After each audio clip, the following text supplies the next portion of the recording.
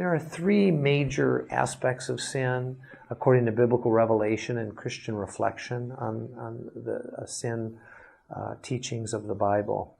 The most foundational and the most unique is teaching on original sin, what Augustine and others have called original sin. It's the sin condition that humans are born in. No other religion has such a doctrine as Christianity does. It's one reason secularists would consider Christianity to be too pessimistic, but it's really the most realistic about our human condition, because what we find is that humans have a deep disposition of being alienated from God and resistant to God. And it's why we need a Savior and not just a teacher like Aristotle, who can just help us become more moral. No, we need a Savior, someone who can free us from our sin.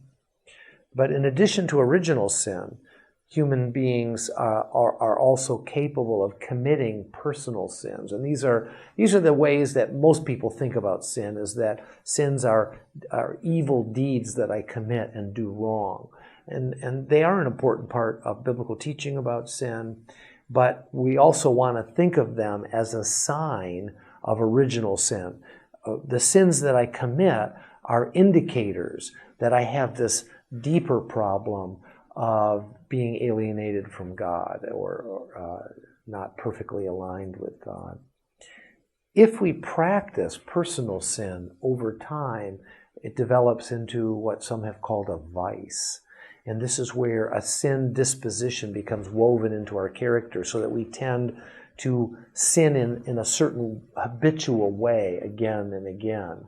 And this is a kind of sinful tendency that non-Christians have also recognized, but they haven't understood how it's based in this deeper alienation that begins in our original sin condition. So these are the kind of three aspects of sin that Christians have thought about, wrestled with over the centuries.